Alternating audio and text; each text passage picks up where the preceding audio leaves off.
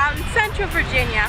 I'm your host, Therese Vogel, and today we're at the beautiful Lake Anna State Park. We're going to see the beach, we're going to see some picnic areas, maybe, who knows, we might even see some gold. So just sit right back and we'll hear all about Lake Anna State Park today.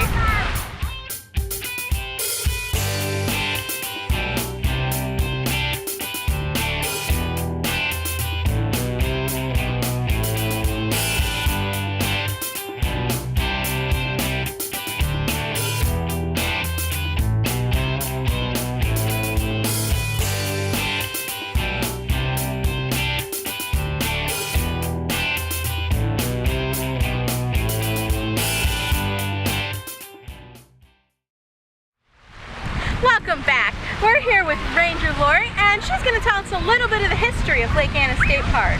Well, Lake Anna State Park opened to the public in 1983, and the lake itself was actually formed in the early 1970s. It's a man-made lake, and this lake, the dam was put in for cooling water for the power plant that is on this lake. In the early 1970s, they had planned for it to take about 2 years to fill this lake at 13,000 acres of water. Well, Hurricane Agnes, Mother Nature always has other plans. Hurricane Agnes blew through, and within 6 months, this lake was full pond. So they had sort of an early lake fill, and that meant that businesses could get up and running and the folks could move into this beautiful area sooner than expected. Now, of course, we're standing here on the beach, and there's people swimming behind us. If people want to come and do some of the activities here, do they just show up, or do they have to plan the day ahead of time? Well, it depends on what they want to do. If you come on a weekend, you probably want to come early. Our beach area fills up pretty quick, and we have had times on busy weekends, such as over a holiday weekend, that our parking areas fill up, and we just don't have anywhere else to put a vehicle. So you might want to come early on a pretty weekend. But during the week, it is a perfect time during the summer to load the family in a picnic lunch and come on down and enjoy the beach, the hiking trails, or any of the programs that we give. Many of the programs are free and don't require registration, but several do. Some are limited as to how many folks we can fit, so you may want to pre-register if you're going on something like maybe a gold tour.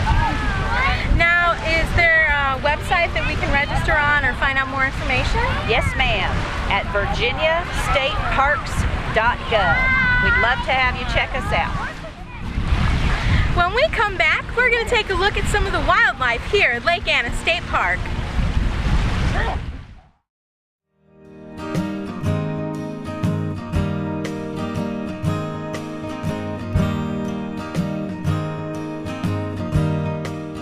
Welcome back. Now we're in one of the wooded areas that is right up on the water here at Lake Anna. And Lori, can you tell us about maybe some animals that we might see here? Oh yes, there's an abundance of wildlife here at Lake Anna State Park. We have lots of raptors or big birds that fly over. One of them is our osprey. We have a program about the awesome osprey at our visitor center. And then we also have the Eagle Nest Tour, where we take a virtual tour of an eagle's nest, looking at a live streaming video. And our eagles also nest here. They are here all year. They're not migratory birds. But our osprey only come here to raise their young each summer.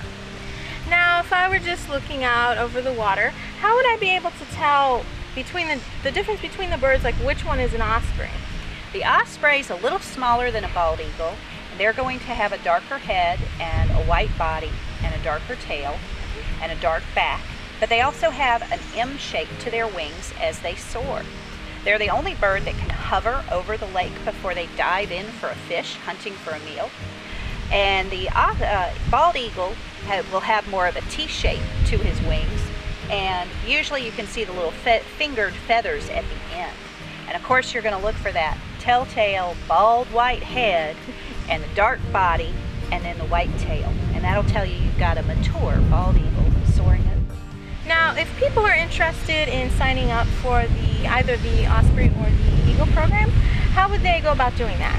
You'll stop in the Visitor Center when we tour that, we can show you our program guide. That's also listed on the website. They don't have to pre-register for either of those programs, so come on in. We'd love to have you join us anytime. Okay, well now we're gonna go check out some of the picnic area, and we'll be back right after this. Welcome back. We're here at Old Pond, which is a little section off of Lake Anna. And as you can see, some people are very lucky and they caught a fish today. Other than fishing, are there any kind of trails or other activities that we can do? There are loads of activities here. We have miles and miles of hiking trail. They're open to foot traffic, bicycle, and equestrian trails here. You can pick up a trail guide from our visitor center or our main office. We have geocaches in the park. We have fishing, obviously, and we have lots of activities for folks to enjoy. What kind of equestrian activities are there? For our equestrian users, we have miles of trails that lead into sort of the backcountry and quiet areas of the park, so they can enjoy an undisturbed landscape, the history of the area down at the Taylor Homestead or the Pigeon Run Plantation, and a nice picnic. Now, do you have to bring your own horse, or are there horses here? Yes, ma'am. We have trailer parking and an area, a shady area for our equestrian parking right near the main office. And if I didn't have a horse, could I rent one here, or is there a group that maybe comes out and does activities every so often? No, ma'am. We do have several clubs, equestrian clubs, that use the park, but at present we do not have the ability to rent the horses or the equipment.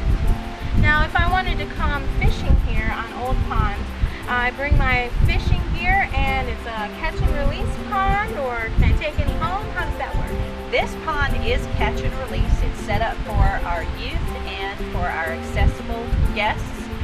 But however, the lake itself, you can catch, and if it's within the Game and Inland Fishery standards, you can keep what you catch as long as you're within the guidelines for Virginia.